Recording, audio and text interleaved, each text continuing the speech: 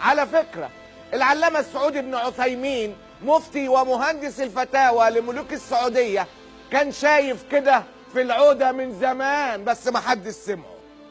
إن استطاع مثل عن شيخ سمع العودة وصف الحوالي شيخ.